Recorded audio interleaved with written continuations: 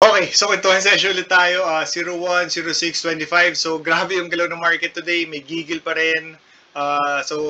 Happy Mondays today. Ang daming gumalaw. So hopefully meron kayong na-catch. So mabilis na kwentuhan session lang today dahil 5 yung charts na pag-uusapan natin. No? So first chart is FCG. So FCG, ganun pa rin. Uh, Parang possible pa rin yung best scenario or yung bullish scenario. So ito meron tong news kanina sa PSE Edge, i-check nyo na lang. So parang nung 2023, almost 1 billion yung capital expenditure nila. So ngayon for 2025, 1.2 billion daw, and they're planning to open 40 to 60 stores na 80% nun is Angel's Pizza. So let's see no kung ano mangyayari dito.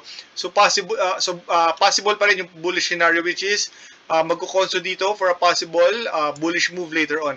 So ako meron akong position dito pero konti lang. So mag-average up ako dito sa 52-week high. So sa break nito, so 0.95 to piso na konso, diyan tayo mag-average up kung mangyari yon later on. So that's it no, ganun pa rin ang FCG. So walang sellers. So pinakamabigat nito na level is yung 0.90 level. So pag nabutas yon naging support na yon, medyo gagaang na si FCG. Anyway, so ang next natin is si Keeper.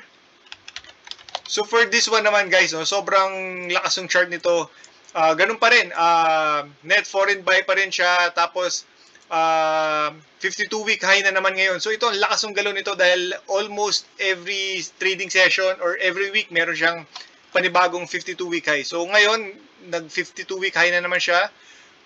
So ito, blue skies na to. So magaang na lang to, wala ka ng kalaban, yung mga nagtitake profits na lang. So tingnan natin sa coming days kung ano mangyayari dito. If magko-conso ba siya dito sa level na to, tapos possible continuation move para sa panibagong base, panibagong higher high dito sa level na to. So tingnan natin.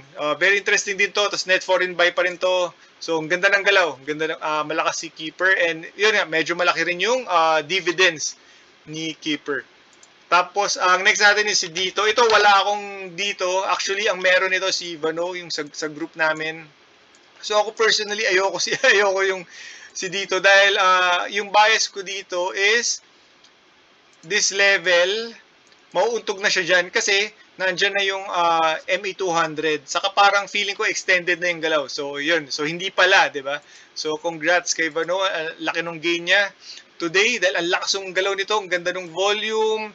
Ang ganda nung net foreign buy din, ang laki. So very interesting si dito sa coming days. Actually bukas magiging interesting na to kasi if may kita ninyo, nasa resistance na siya. So ang ganda nung galaw kanina, ang ganda nung volume. So very interesting to kasi nauntog to dito. So ngayon, no, in a way medyo nauntog pa rin siya.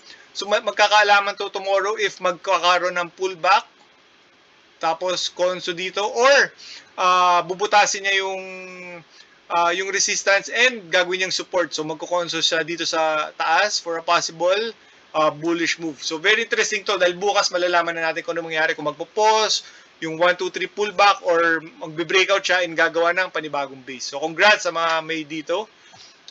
Tapos ang next natin is ito na trade natin to kanina, si SGP. Actually ito yung pinakaunang momentum na trade natin for this year.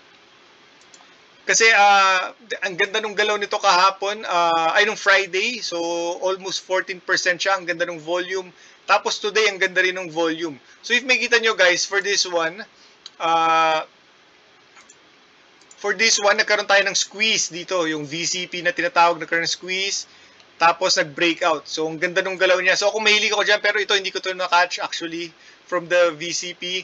So yung breakout niya kahapon, dahil ang ganda ng volume, ang ganda ng net foreign buy, binabantayan na natin to for possible, ang inaabang natin kanina dito is yung pause dito or kung magkakaroon ng 1, 2, 3 na red, tapos continuation move. So yun yung inaabang natin. So kanina nung nag-pause na siya, namili na tayo, tapos yun, nag-breakout siya. So tingnan natin kung ano mangyayari dito sa coming days.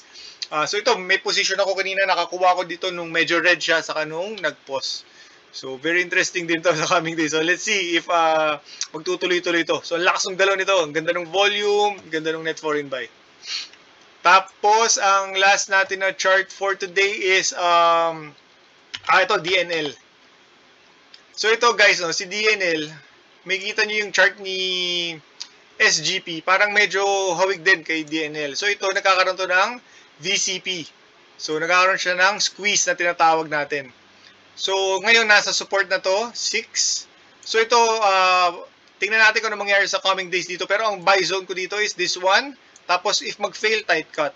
Pero if makakuha tayo dito tapos nag-VCP lang siya, so may option ka to take profits in this area, or pagka nag-breakout siya parang si SGP, so mas malaki yung gain mo. So depende na sa yun. Pero normally pwede mo gawin is mag-slice tapos mag-trail stop ka na lang do sa remaining position mo. So pero for this one, yung VCP nito is ano to parang sellers are in control. So ito, hindi to ganun ka-bullish. So mas na to dahil pagka pumunta sa buy zone natin, so ito, malalaman na natin ito bukas kasi actually na-break yung 6 pesos, which is psychological level, significant level today. So tingnan natin kung mas lalalim pa to. So if ever na lumalim siya, pwede tayo mag-test buy, and then tight cut na lang, and tingnan natin kung magko-continue yung VCP niya for a possible bullish move. Pero if nakakuha tayo dito, biglang na-breakdown, so yun, tight cut na lang. So yun, si DNL. Saka medyo ano na to, medyo support na to kasi ilang beses nang nag-support yung 6 pesos level. Pero this one, medyo sumobra siya. Tapos nagkaroon pa ng shake. Pero after nun, nag-bounce din. So yun, very interesting to guys sa coming days. So tingnan natin kung magkakaroon din ng play si DNL. Anyway, that's our kwentuhan session for today guys. So yun, kita-kita bukas. Bye!